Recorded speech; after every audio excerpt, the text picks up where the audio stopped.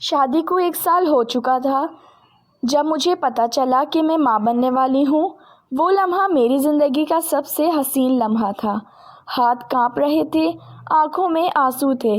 میں نے احمد کو رپورٹ دکھائی تو وہ چند لمحے خاموش رہا، پھر اس کی آنکھوں میں نمی آ گئی۔ اس نے آہستہ سے کہا، ہماری محبت اب ایک نہیں زندگی بننے جا رہی ہے، مگر ہر خوشی کے ساتھ آزمائش بھی آتی ہے۔ جب یہ خبر ساس کو ملی تو وہ خوش تو ہوئیں، مگر ساتھ ہی ان کے لہجے میں وہی پرانا طنز تھا۔ آج کل تو لڑکیاں بچے کے نام پر کام چھوڑ دیتی ہیں، دیکھتے ہی تم کیا کرتی ہو؟ نند نے فوراً بات میں نمک ملایا، بھابھی امید ہے اب آپ گھر کے کاموں سے جان نہیں چھڑائیں گی، آخر ماں بن رہی ہیں نا۔ میں نے مسکرا کر کچھ نہ کہا، مگر دل میں درد تھا۔ احمد نے میری طرف دیکھا، جیسے کہنا چاہ رہا ہو میں تمہارے ساتھ ہوں۔ مہینے گزرتے گئے، میں کمزور ہو رہی تھی، مگر گھر کے کام کم نہیں ہوئے۔ ساس اکثر کہتی، ہم بھی ماں بنے تھے، کوئی نخرہ نہیں کیا۔ ایک دن میری طبیعت بہت زیادہ خراب ہو گئی۔ احمد نے مجھے اسپتال لے جانا چاہا تو ساس نے کہا، اتنا لاڈ، کل کو بچہ روئے گا تو کیا کریں گے؟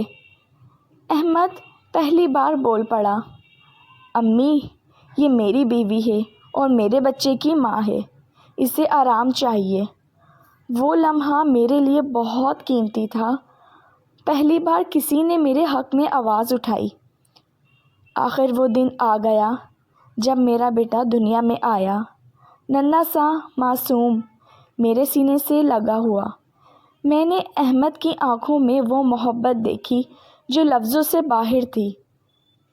اس نے کہا، یہ ہماری سب سے بڑی نعمت ہے۔ ساس نے بچے کو دیکھا تو کچھ دیر کے لیے ان کا لہجہ بدل گیا، مگر پھر بولی، دیکھیں لڑکا ہے یا لڑکی۔ جب بتایا گیا کہ بیٹا ہے تو وہ خوش ہوئیں جیسے اب سب کچھ ٹھیک ہو گیا ہو۔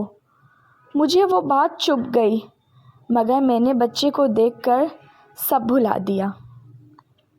نند نے طنزیہ ہنسی کے ساتھ کہا، واہ بھابھی، اب تو آپ کی قدر بڑھے گی، بیٹا جو پیدا کیا ہے۔ میں نے دل میں سوچا، کیا ماں کی قدر بچے کی جن سے جڑی ہوتی ہے؟ وقت گزرتا گیا، میں اپنے بچے میں ساری دنیا بھول جاتی، راتوں کی نیند اڑ جاتی، مگر جب وہ مسکراتا تو سب تھکن ختم ہو جاتی۔ احمد رات کو اٹھ کر اسے گود میں لے لیتا اور کہتا، تم آرام کرو، یہ بھی میری ذمہ داری ہے۔ ساس کو یہ بات پسند نہیں تھی۔ وہ کہتی تھیں، بیوی نے تو تمہیں اپنے قابو میں کر لیا ہے۔ احمد بس خاموش رہتا، مگر اس کا ہاتھ ہمیشہ میرے سر پر ہوتا۔ احمد کی وجہ سے میں بہت خوش تھی۔ میں نے سیکھ لیا تھا کہ خوشی ہر جگہ آسانی سے نہیں ملتی، اسے سنبھالنا پڑتا ہے۔ اپنے بچے کی ہنسی میں مجھے وہ طاقت ملتی تھی جو کسی طنزیہ طعنے سے کم نہیں ہوتی۔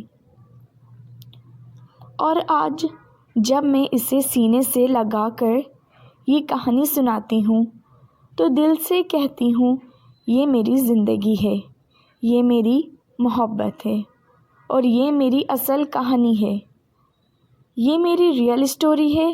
دیکھتے رہیے صرف ناول نائٹ کے ساتھ۔ رکھیے اپنا بہت زیادہ خیال۔ کل ملوں گی نئی کہانی کے ساتھ۔ اجازت دیجیے، اللہ حافظ۔